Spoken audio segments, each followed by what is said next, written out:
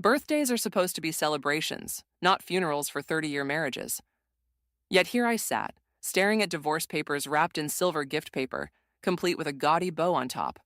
Frank always did have a twisted sense of humor. I'm Elsie, and my husband just told me he wants to start a new life. Without me. On my 55th birthday. I think it's best if we handle this amicably, Frank said, his voice carrying that same measured tone he used when explaining complex engineering problems to clients. I've already spoken with my lawyer. He's drawn up a fair settlement. The restaurant buzzed around us, other diners laughing and clinking glasses. A waiter hovered nearby, probably wondering why the woman at table 12 was clutching unopened gift wrap like it might explode. Fair? The word tasted bitter. You ambush me at dinner and call this fair? Frank adjusted his collar, a nervous tic I'd noticed over 3 decades of marriage. I thought a public place would help keep things civil.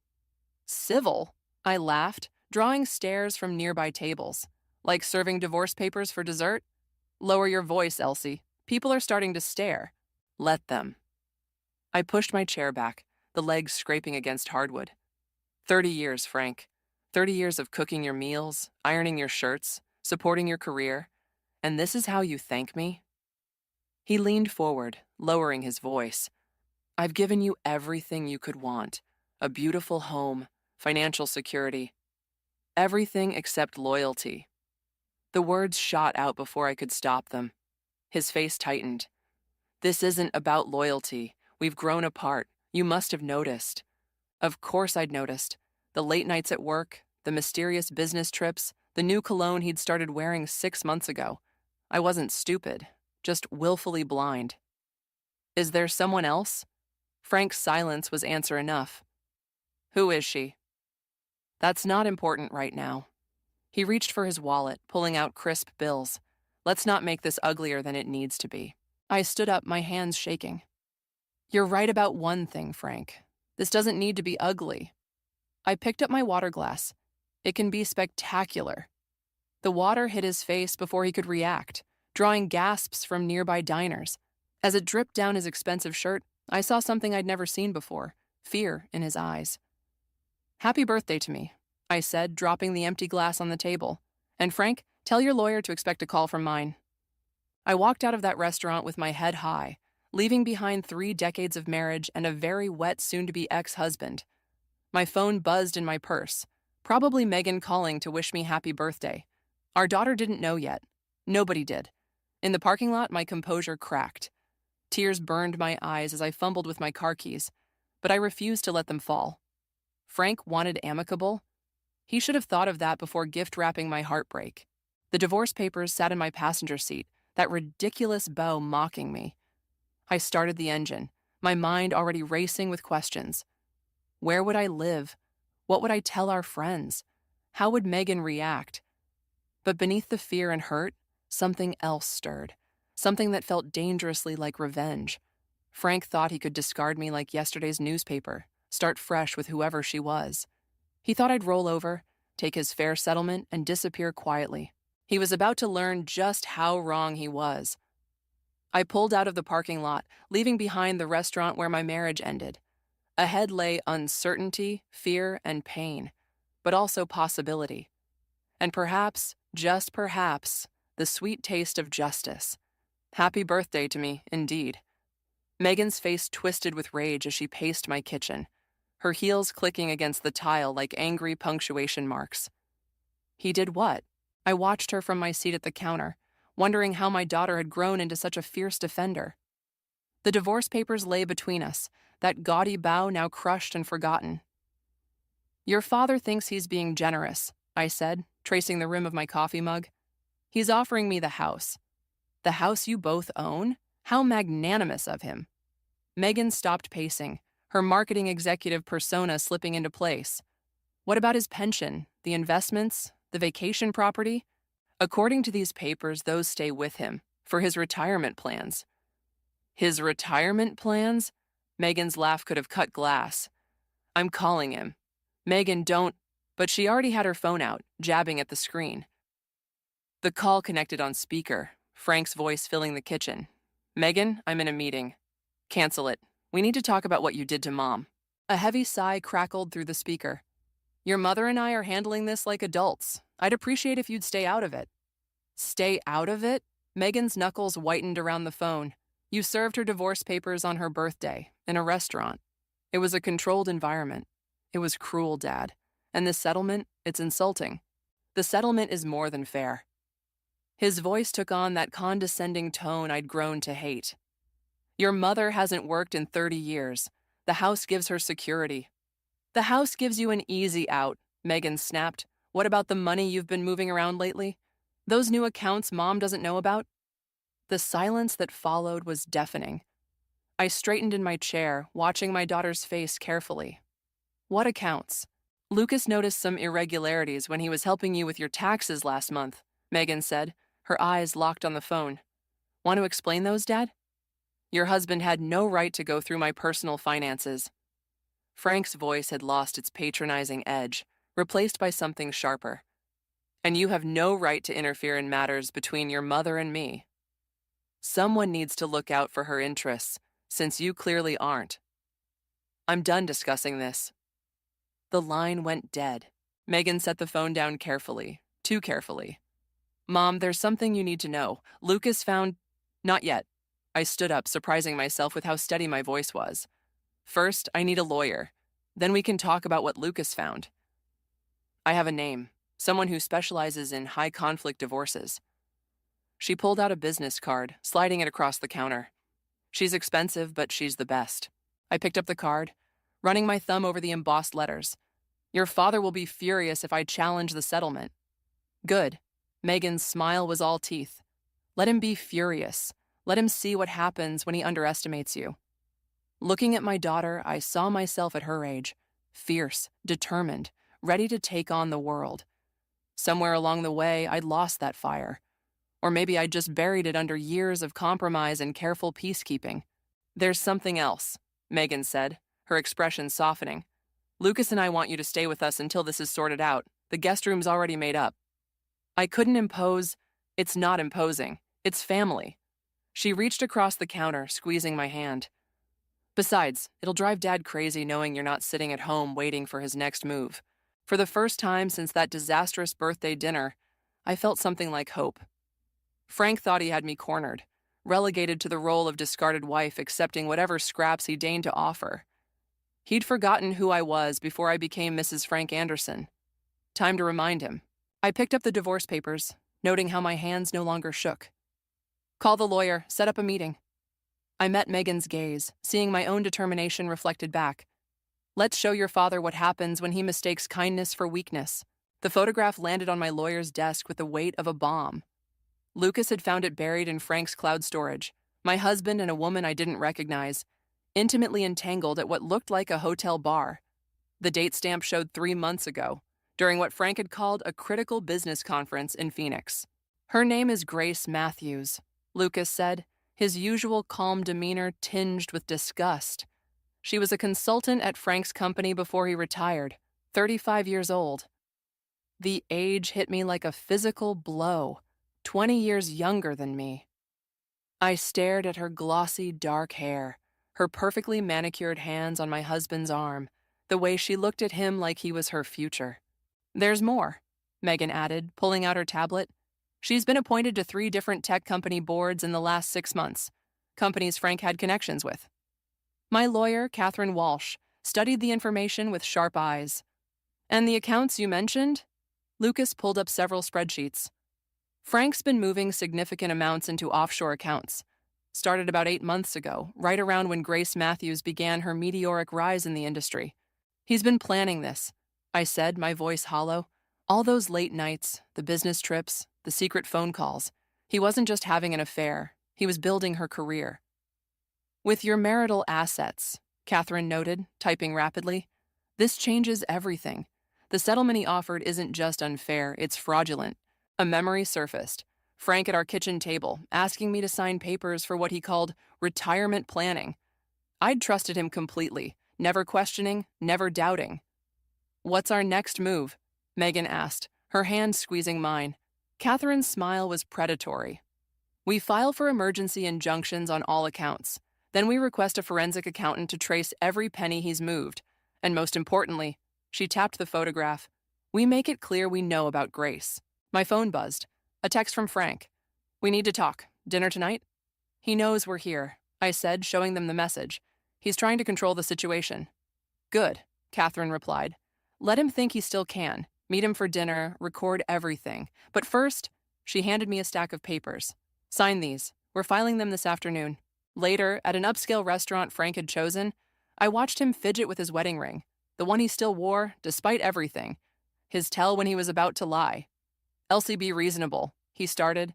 This hostile approach isn't like you. No? I sipped my wine, savoring the moment. How would you know what I'm like, Frank? You've been too busy with Grace Matthews to notice. The color drained from his face. Who told you? Does it matter? What matters is what you've been doing with our money, our future. I can explain the board appointments, the offshore accounts, the hotel rooms. Each question hit him like a slap. Save your explanations for the forensic accountant. He leaned forward, voice dropping to a harsh whisper. You're making a mistake. I offered you a clean break, a comfortable life. Don't throw that away for spite. Spite? I met his gaze steadily. No, Frank, this isn't spite. This is justice. You'll get nothing, he snarled. I'll fight you every step. Like you fought for those board positions for Grace? I stood, dropping my napkin on the table. I wonder what the ethics committees would think about that. Fear flickered in his eyes, real fear, like at my birthday dinner.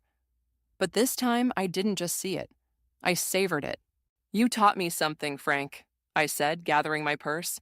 You taught me that sometimes the people we trust the most deserve it the least. I'll remember that lesson.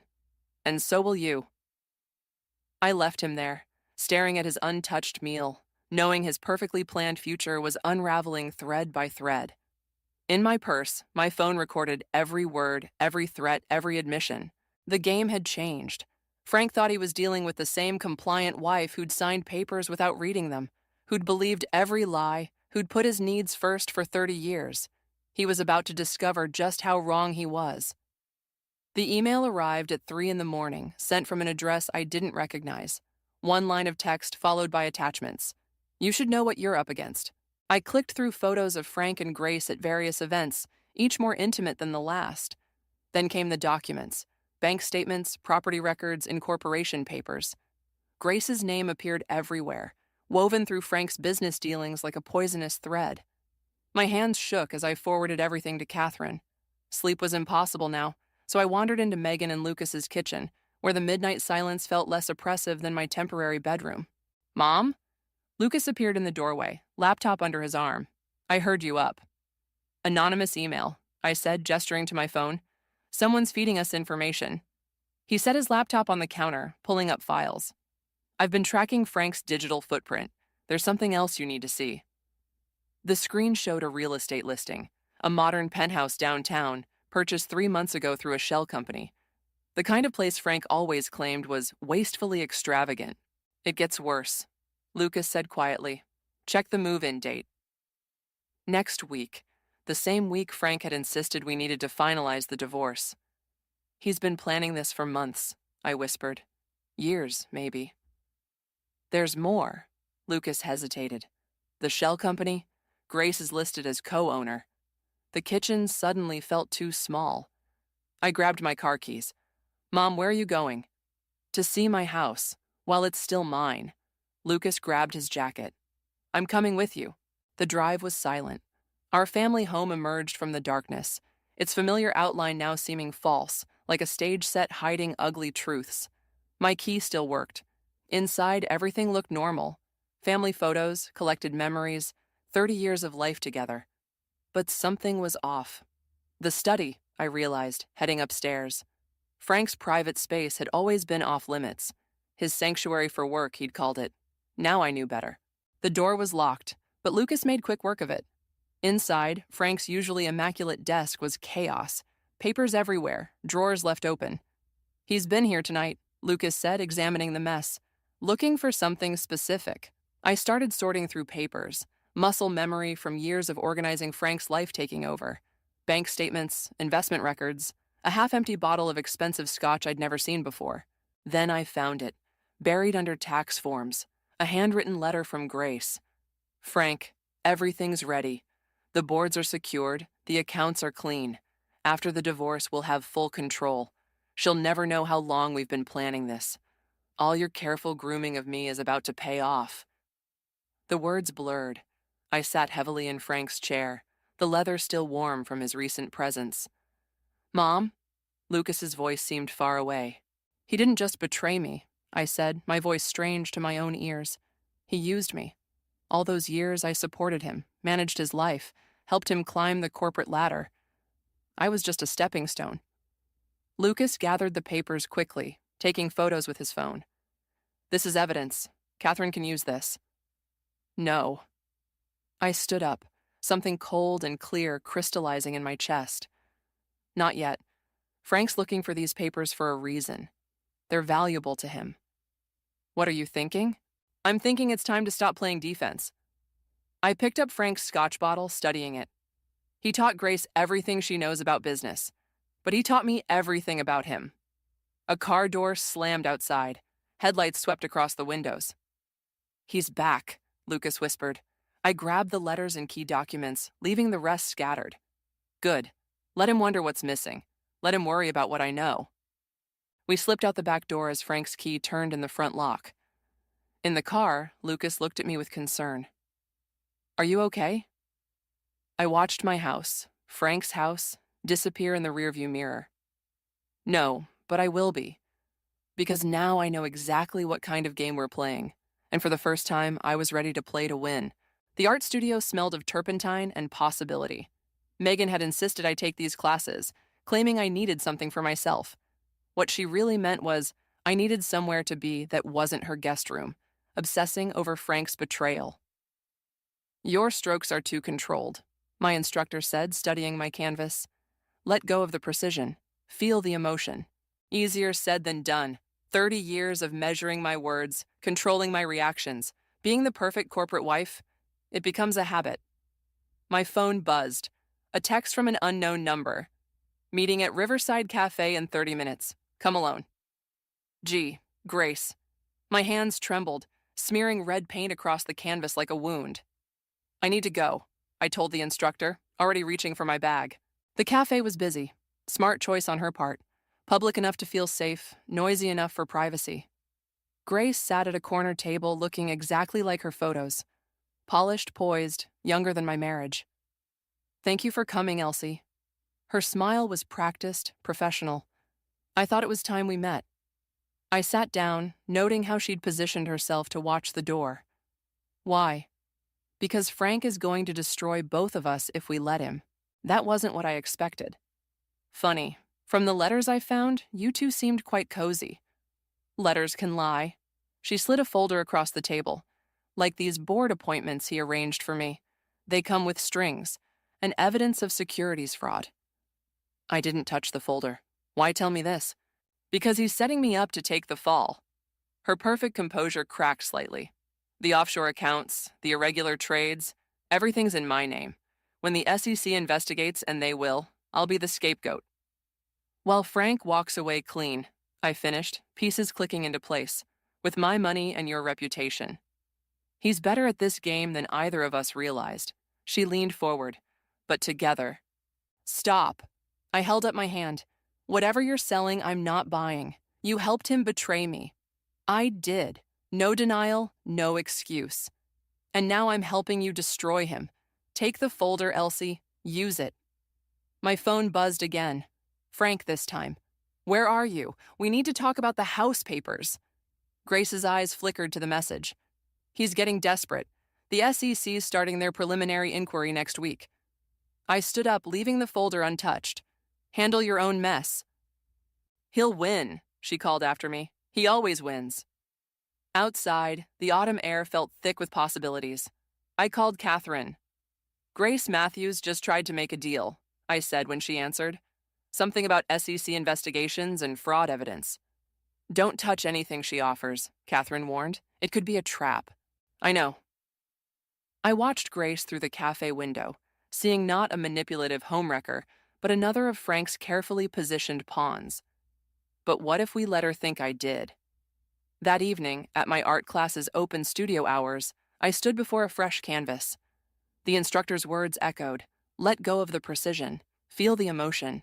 I thought of Frank's betrayal, of Grace's desperation, of 30 years reduced to legal documents and hidden accounts. My brush moved without conscious thought, spreading dark colors across white space. "Mom?" Megan's voice behind me. "That's intense." I stepped back, seeing my painting through her eyes, chaos and anger and pain made visible, not precise, not controlled, not safe. "Frank called me today," Megan said quietly. "He's worried about you. Says you're not thinking clearly." I laughed, harsh and genuine. He should be worried, but not about my clarity. My phone lit up with another message from Grace. "Time's running out. What's your answer?" I studied my painting, all that contained rage finally breaking free. Then I typed, "Meet me tomorrow, same place. Bring everything you have." "Mom?" Megan touched my arm. "What are you planning?"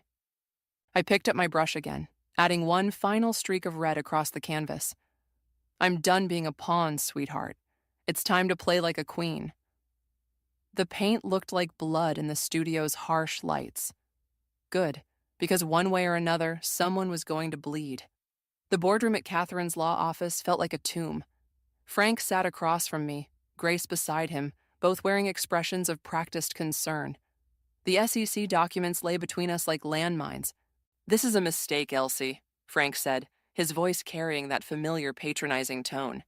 "You're letting emotion cloud your judgment." I studied the man I'd loved for 30 years, searching for any trace of the person I thought I knew. Emotion? Like the kind that made you forge my signature on those transfer documents? His facade cracked slightly. "That's a serious accusation." "Everything in these files is serious." I pushed the documents toward him. Securities fraud, money laundering, creative accounting that would make Bernie Madoff blush. Grace shifted uncomfortably. Frank's hand twitched toward hers, then stopped. The gesture wasn't lost on me. "You're still trying to protect her," I said quietly, "even now when she's helped me build this case against you." His head snapped toward Grace, who paled visibly. "What?" "Don't act surprised, Frank."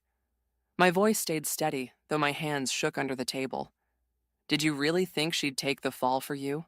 That she'd sacrifice herself for love? Grace?" His voice held a dangerous edge. She straightened, mask slipping into place.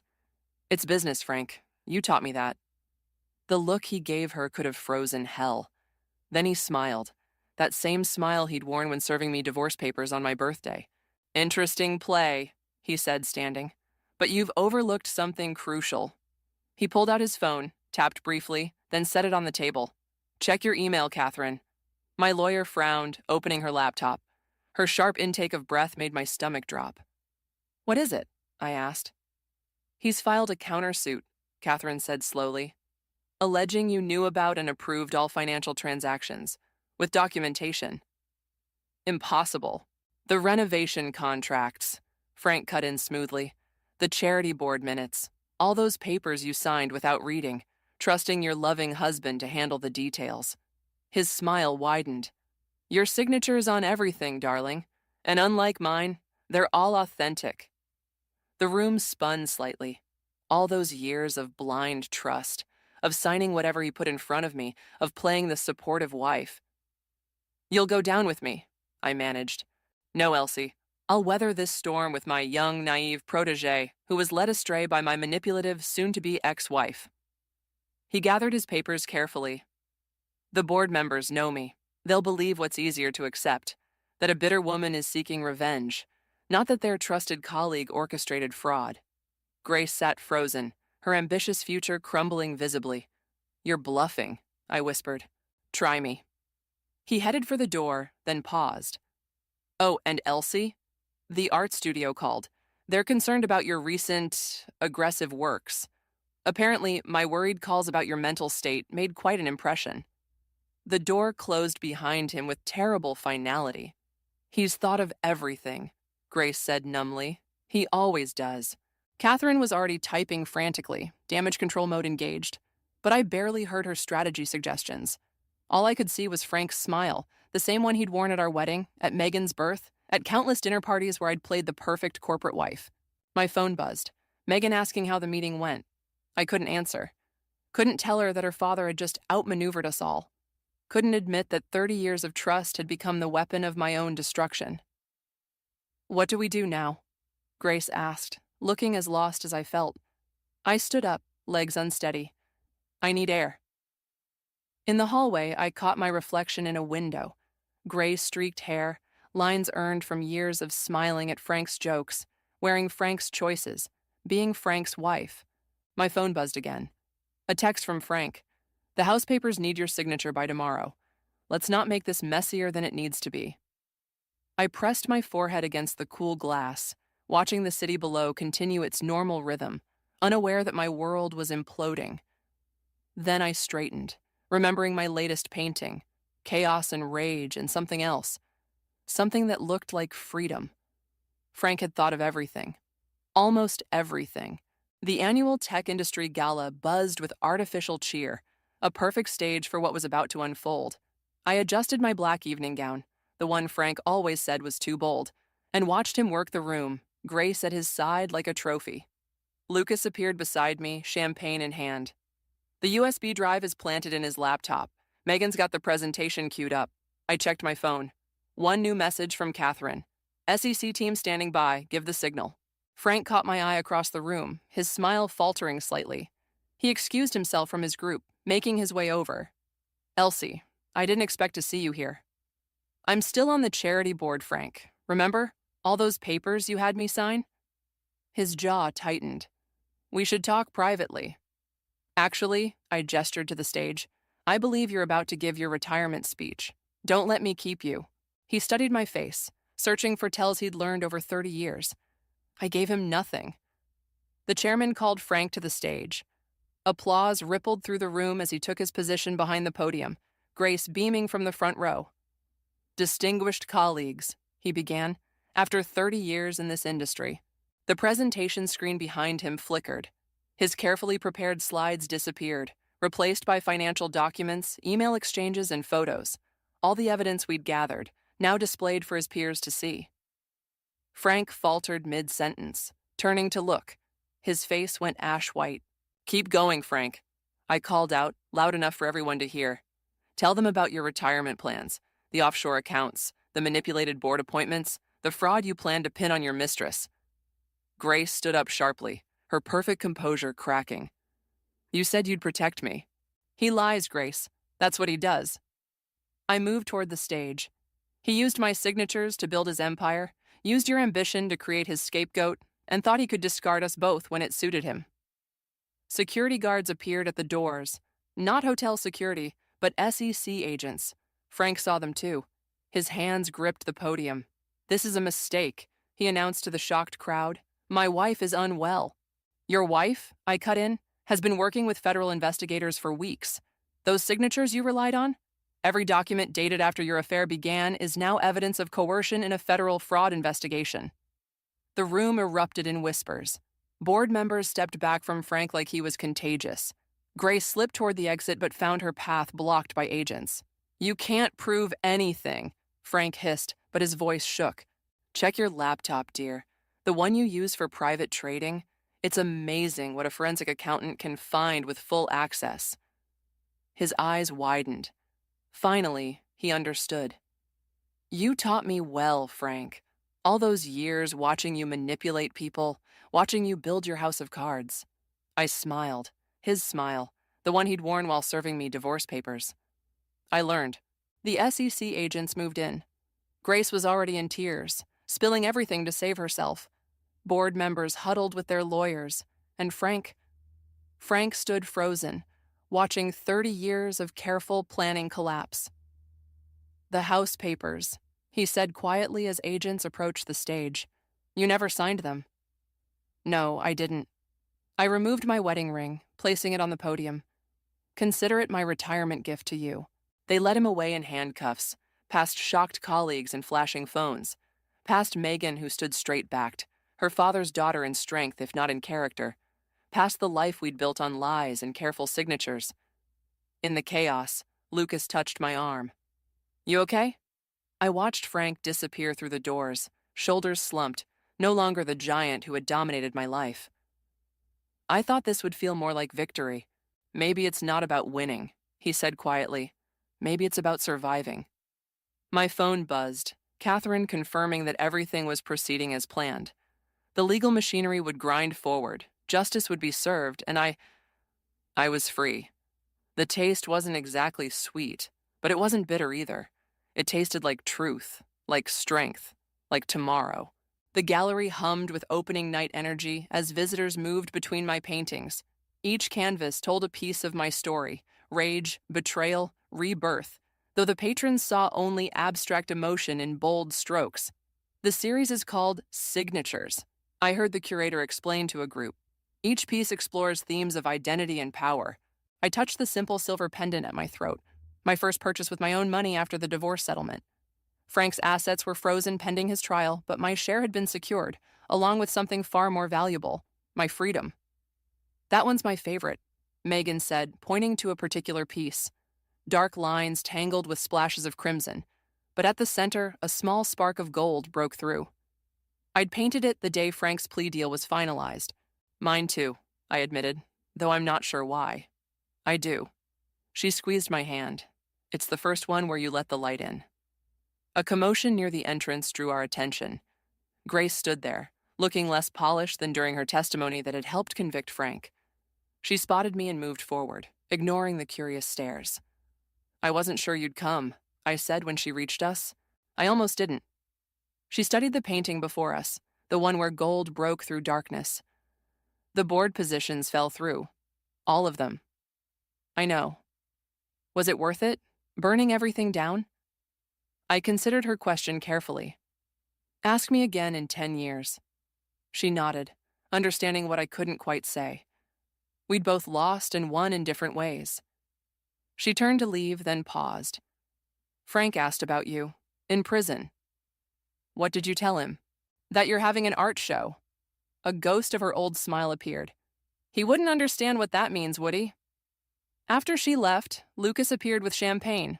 Sold another one. The big piece from your angry period? I laughed. Actually laughed. Is that what we're calling it? Better than the month Mom went nuclear on Dad, Megan quipped. The curator approached, beaming. Elsie, there's someone who'd like to discuss commissioning a series for their corporate offices. Go, Megan urged. Be brilliant. I moved through the gallery, noting how differently I carried myself now. No more careful steps, no more measured words. The woman who had signed papers without reading them was gone. Near the back wall hung my latest work, still untitled. Unlike the others, its colors were neither dark nor light, but something in between, complex, uncertain, real. Like life after revenge. My phone buzzed. A message from Catherine. Judge denied Frank's appeal. It's really over. Over. Such a simple word for such a complicated truth. A young woman stood studying my untitled piece, her expression thoughtful. I can't decide if it's about endings or beginnings, she said as I approached. I touched my silver pendant, thinking of Frank in his prison cell, of Grace rebuilding her life, of Megan and Lucas's steadfast support, of my own reflection, finally recognizable again. Maybe it's both, I replied. Maybe that's the point. She nodded slowly. The technique here, it's unusual. Like you're signing your name across the whole canvas, over and over, but in colors instead of letters. I smiled, remembering all those years of signing Frank's papers, of writing his name beside mine, of letting my signature become a weapon he wielded. Sometimes, I said, you have to sign your name 1,000 times before you remember who you are. The gallery lights dimmed slightly, a signal that opening night was winding down. Soon Megan and Lucas would take me to dinner, and tomorrow I'd return to my studio where blank canvases waited. Frank had taught me about power, about signatures, about careful plans and hidden motives. But he'd never understood the most important lesson. Sometimes the strongest signature isn't written at all. Sometimes it's painted in light breaking through darkness, in truth shattering lies, in the simple act of standing in a gallery surrounded by your own voice, finally and fully heard.